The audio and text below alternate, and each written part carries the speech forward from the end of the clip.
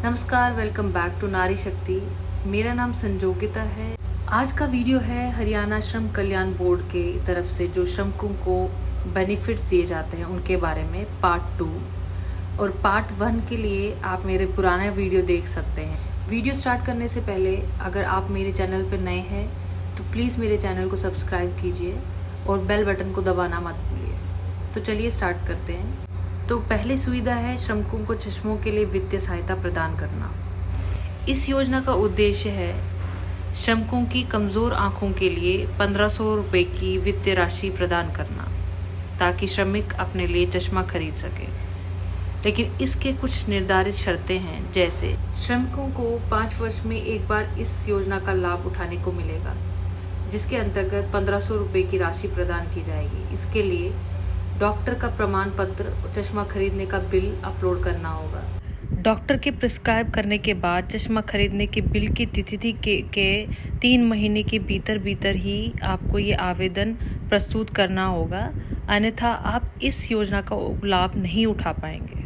अगर श्रमिक अपने परिवार के किसी भी सदस्य के लिए ये योजना का लाभ उठाना चाहता है तो आवेदन के साथ साथ उसको ये प्रमाण पत्र भी देना होगा कि वो सदस्य उस पर निर्भर है। ऐसे श्रमिक अपना राशन कार्ड भी अपलोड कर सकते हैं। इस योजना के अंतर्गत श्रमिक की सेवा अवधि 1 वर्ष निर्धारित है। श्रमिक की मासिक वेतन 25,000 से अधिक ना हो। दूसरी योजना है श्रमिकों की लड़कियां या श्रमिक महिला की खुद की शादी के उत्सव पर कन्यादान के रूप में आर्थिक सहायता। इस योजना का मुख्य उद्देश्य है कि कन्याओं को आर्थिक बोझ न समझा जाए और उनके परिवार को आर्थिक सहायता प्रदान की जाए। इस योजना के अंतर्गत एक महिला या एक कर्मचारी की बेटियों की शादी के लिए 51,000 दिए जाएंगे और ये लाभ 3 कन्याओं तक बढ़ा दिया गया है। इस योजना की कुछ निर्धारित शर्तें हैं, जैसे शादी के उपरांत 6 महीने के अंदर आपको शादी पंजीकरण प्रमाण पत्र बोर्ड के संबंधित कार्यालय में प्रस्तुत करना होगा। श्रमिक को एक अंडरटेकिंग अपलोड करना होगा जिसमें उनको ये लिखना होगा कि उन्होंने पहली बार, दूसरी बार या तीसरी बार, अन्यथा पहले कभी भी कन्यादान नहीं लिया है। यदि श्रमिक अपने परिवार के किसी सदस्य के लिए ये आवेदन प्रस्तुत करना चाहता है तो उसको अपना रिश्ते का प्रमाण पत्र भी अपलोड करना होगा। इसमें हम राशन कार्ड भी अपलोड कर सकते हैं। इस योजना के अंतर्गत श्रमिक की सेवा अवधि 3 वर्ष निर्धारित की गई है तथा श्रमिक की मासिक वेतन 25,000 से अधिक ना हो तो ही वो इस योजना का लाभ उठा पाएंगे। अगली योजना है श्रमिकों की सेवा के दौरान दुर्घटना या अन्य कारण से दिव्यांग होने पर वित्तीय सहायता। इस योजना का उद्देश्य केवल ये है कि अगर किसी भी कारण से एक श्रमिक दिव्यांग होता है तो उसको कुछ वित्तीय सहायता मिले, जैसे माइनर डिसेबिलिटी यानी 50% तक की इंजरी पर 1 लाख रुपया और मेजर डिसेबिलिटी यानी 50% ऊपर की इंजरी पर 1,50,000 रुपये की वित्तीय सहायता। इस योजना की कुछ निर्धारित शर्तें हैं, जैसे श्रमिक को अपना प्रमाण पत्र देना होगा जो ESI से उनको प्राप्त होगा, जिसमें ये लिखा होगा कि वो दिव्यांग हो गए हैं, और ये अंडरटेकिंग अपलोड करना होगा कि इससे पहले उन्होंने कभी इस योजना का लाभ नहीं उठाया है। इसमें जिन श्रमिकों की 25,000 से कम तनख्वाह है वही इस योजना का लाभ उठा पाएंगे और इसमें कोई समय सीमा अवधि निर्धारित नहीं की गई है। अगली योजना है श्रमिक या उनके परिवार को डेंटल केयर या जबड़ा लगवाने हेतु वित्तीय सहायता। इस योजना का मुख्य कारण श्रमिकों को डेंटल केयर हेतु वित्तीय सहायता प्रदान करना है।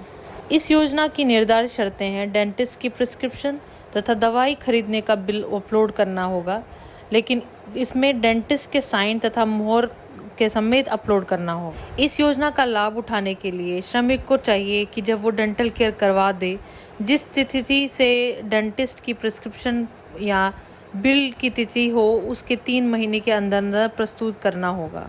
इसके साथ ही एक अंडरटेकिंग भी देना होगा कि उसने पहले कभी इस योजना का लाभ नहीं उठाया है तथा इसके लिए मासिक वेतन 25,000 से अधिक नहीं होना चाहिए। इसके लिए श्रमिक की समय सेवा अवधि 1 साल की निर्धारित की गई है। अगली योजना है श्रमिकों की किसी भी दुर्घटना में अपंग होने के कारण कृत्रिम अंग यानी आर्टिफिशियल लिम्स हेतु वित्तीय सहायता प्रदान करना। इस योजना का मुख्य उद्देश्य ये है श्रमिकों को आर्टिफिशियल लिम्स के लिए वित्तीय सहायता प्रदान करना है। इसकी निर्धारित शर्तें हैं कि डॉक्टर की प्रिस्क्रिप्शन तथा कृत्रिम अंग खरीदने का बिल अपलोड करना होगा। यदि श्रमिक अपने किसी परिवार के सदस्य के लिए ये योजना का लाभ उठाना चाहता है तो उसे ये प्रमाण पत्र देना होगा कि वो परिवार का सदस्य उस पर आश्रित है। इसके लिए समय सीमा 1 वर्ष की निर्धारित की गई है तथा श्रमिक का मासिक वेतन 20,000 रुपये से अधिक नहीं होना चाहिए। अगली योजना उन श्रमिकों के लिए जो ऊंचा सुनते हैं या जिनके कानों में दिक्कत है, उनके लिए मशीन हेतु वित्तीय सहायता प्रदान करना। इस योजना का मुख्य उद्देश्य है कि हेयरिंग एड्स यानी श्रवण मशीन खरीदने के लिए श्रमिक को वित्तीय सहायता प्रदान की जाए। ये वित्तीय सहायता उसको 5 साल की अवधि में एक बार प्राप्त हो सकती है, जिसमें 5,000 रुपये की राशि उनको मिलेगी, जिससे वो अपना हेयरिंग एड यानी श्रवण मशीन खरीद सकते हैं। श्रमिक को डॉक्टर की प्रिस्क्रिप्शन तथा श्रवण मशीन यानी हेयरिंग एड खरीदने का बिल अपलोड करना होगा। यदि श्रमिक अपने किसी परिवार के सदस्य के लिए ये योजना का लाभ उठाना चाहता है तो उसे ये अंडरटेकिंग अपलोड करना होगा कि वो परिवार का सदस्य उस पर आश्रित है। श्रवण शक्ति खोने का प्रमाण पत्र भी उसे अपलोड करना हो। इस योजना का लाभ उठाने के लिए श्रमिक की सेवा अवधि 1 वर्ष निर्धारित की गई है तथा उसका मासिक वेतन 25,000 से अधिक नहीं होना चाहिए। अगली योजना है महिला श्रमिकों को नई सिलाई मशीन खरीदने हेतु वित्तीय सहायता। इस योजना का मुख्य उद्देश्य है कि महिला कर्मचारी जो अपने घरेलू उपयोग के लिए मशीन खरीद नहीं पा रही हैं, उनको 4500 रुपये की वित्तीय सहायता प्रदान करना। इस योजना के लिए कुछ निर्धारित शर्तें हैं, जैसे संस्था द्वारा जारी श्रमिक का ID कार्ड प्रमाण पत्र उनको अपलोड करना होगा। इस योजना के अंतर्गत श्रमिक की सेवा अवधि 2 साल निर्धारित की गई है तथा श्रमिक की मासिक वेतन 18,000 से अधिक ना हो। अगली योजना है दिव्यांग श्रमिकों के लिए ट्राईसाइकिल के लिए वित्तीय सहायता। इस योजना का मुख्य उद्देश्य है कि उन श्रमिकों को जो किसी भी कारणवश अपने टांगे खो चुके हैं, उनको ट्राईसाइकिल के लिए 7,000 रुपया या जो सही वास्तविक कीमत है उस दोनों में से जो कम हो वो ऐसी वित्तीय सहायता प्रदान की जाए। इस योजना का लाभ उठाने के लिए कुछ निर्धारित शर्तें हैं, जैसे कि अगर श्रमिक अपने लिए ये योजना का लाभ उठाना चाहता है तो उसे ये प्रमाण पत्र देना होगा कि वो दिव्यांग है। यदि वह अपने किसी परिवार के सदस्य के लिए ये योजना का उपयोग करना चाहता है तो उसे ये प्रमाण पत्र देना होगा कि वो सदस्य उस पर आश्रित है।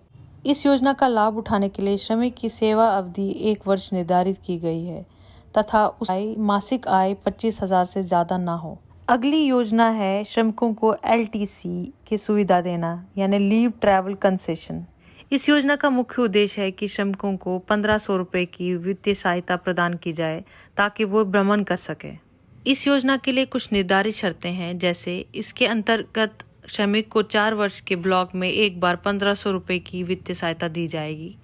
इसके लिए उनको ये प्रमाण पत्र देना होगा कि उन्होंने इससे पहले कभी इस योजना का लाभ नहीं उठाया है और इस योजना के अंतर्गत श्रमिक की सेवा अवधि 5 वर्ष की निर्धारित की गई है।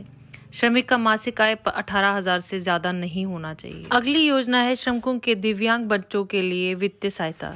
इस योजना का मुख्य उद्देश्य है कि श्रमिकों को उनके बच्चों के लिए वित्तीय सहायता प्रदान की जाए। इस योजना के अनुसार जिन श्रमिकों के बच्चे 70 से 90% दिव्यांग हैं, उनको प्रति वर्ष 20,000 रुपये मिलेंगे और जिनके 90 से 100% की दिव्यांगता है उनको 30,000 रुपये प्रति वर्ष मिलेंगे। इस योजना के लिए कुछ निर्धारित शर्तें हैं, जैसे श्रमिक को डिस्ट्रिक्ट मेडिकल बोर्ड द्वारा जारी उनके बच्चे की दिव्यांगता का प्रमाण पत्र अपलोड करना होगा।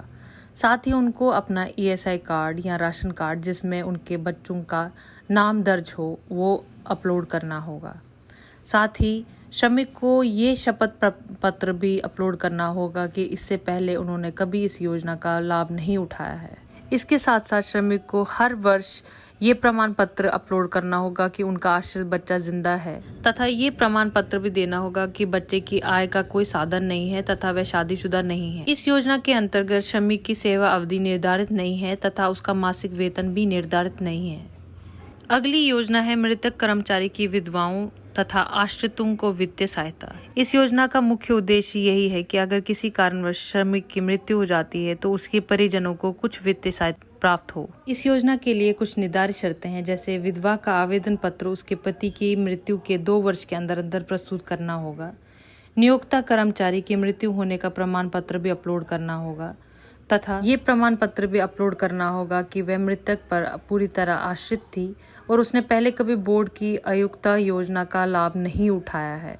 साथ ही उनको कर्मचारी का ESI कार्ड या राशन कार्ड भी अपलोड करना होगा जिसमें उस आश्रित परिजन या का नाम हो। इस योजना के अंतर्गत श्रमिक की सेवा अवधि निर्धारित नहीं है, ना ही उनकी मासिक वेतन निर्धारित है। तो आज का वीडियो हम यहीं समाप्त करते हैं। ये तो थी सारी योजनाएं जो हमारे श्रमिकों को हरियाणा बोर्ड की तरफ से मिलती है। तो आशा है आपको हमारा ये वीडियो पसंद आया होगा। अगर हमारा वीडियो पसंद आया तो प्लीज़ हमारे वीडियो को लाइक कीजिए, शेयर कीजिए और कमेंट कीजिए। और अगर अभी तक हमारे चैनल को आपने सब्सक्राइब नहीं किया है तो प्लीज़ हमारे चैनल को सब्सक्राइब कीजिए। जल्दी मिलते हैं अपने नए वीडियो के साथ, तब तक के लिए नमस्कार।